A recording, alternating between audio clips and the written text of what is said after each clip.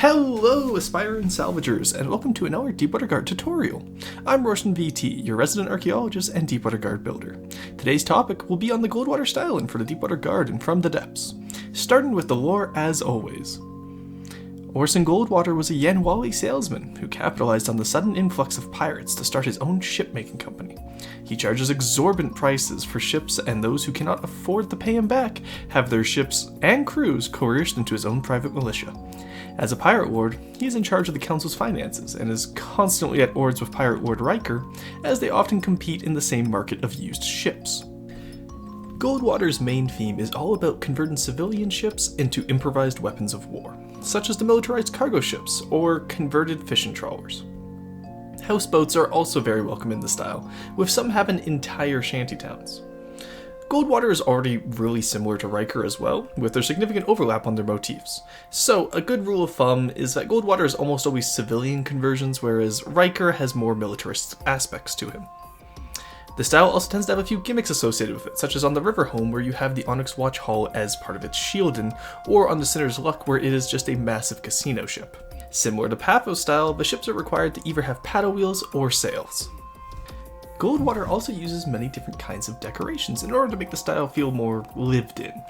This includes some canvas or applique awnings as found on the Jacob's Folly and the Sinner's Luck. Some builders also like to add little details such as bars, bunk rooms, or entire kitchens to their designs as well. Feel free to experiment around with what you include in your own Goldwater builds.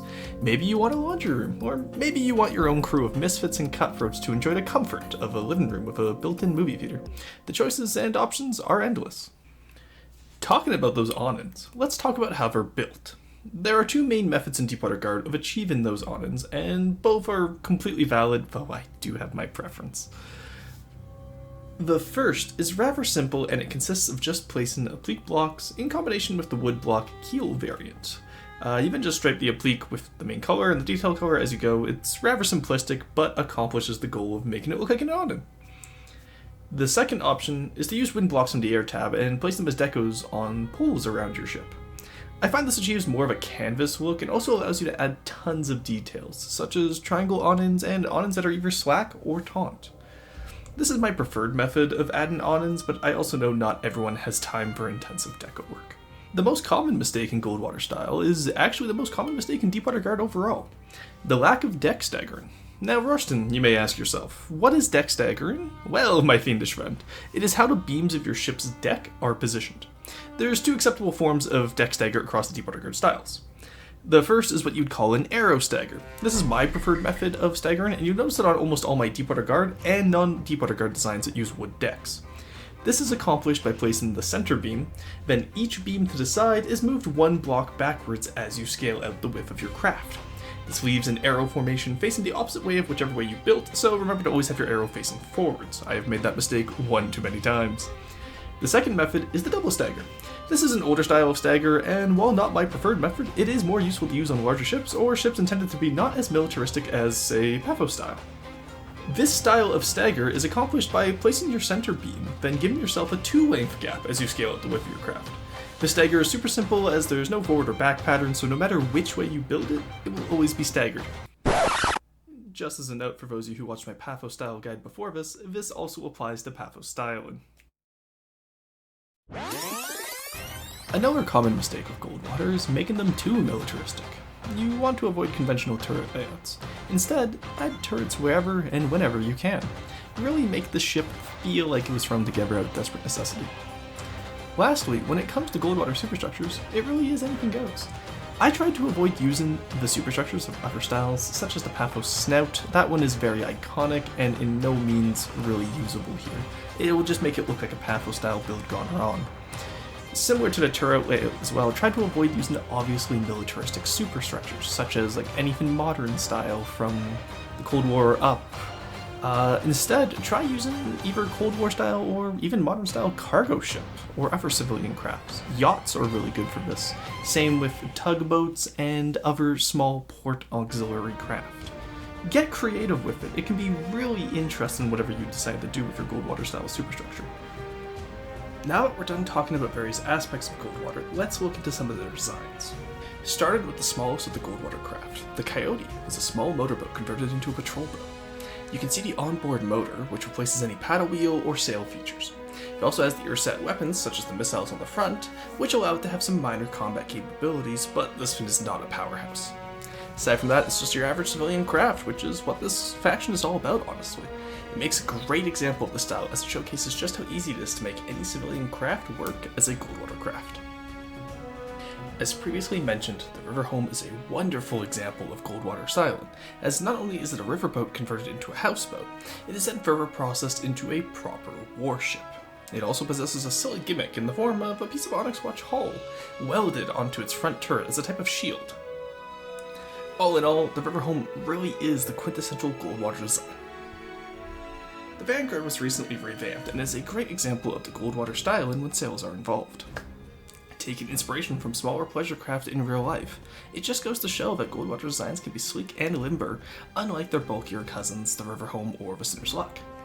I recently redesigned the ship myself, and while I did keep its essential features of a large dorsal sail and the front gram cannon, I also added on an additional 2 broadside guns to give a little bit more oomph against starter craft. While still a set piece combat-wise, for those of you looking to make your own Goldwater style craft based on this guide, I can highly recommend it as the starting point. With our showcase out of the way, I do believe it is time we build our own craft now.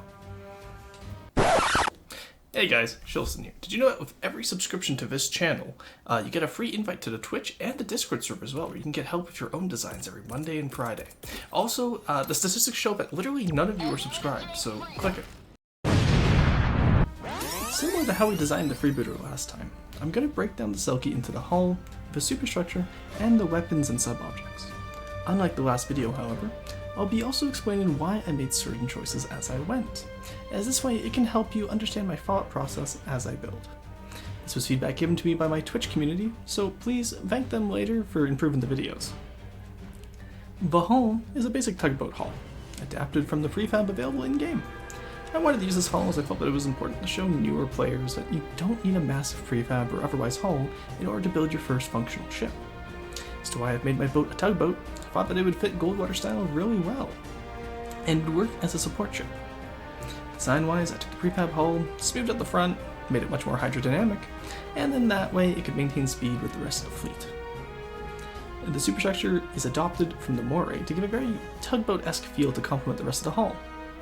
And this is done quite often on Deepwater Guard ships, where you'll take common motifs or aspects of other craft to blend your craft into the faction. It's a really simple, really nice way of being able to make your craft look like it belongs in Deepwater Guard, by having those common features between the different craft. I've also included a mast, as I feel most Deepwater Guard craft should have masts in some shape, way, or form, and a small oversized smokestack in order to make the craft have an overall adorable appeal.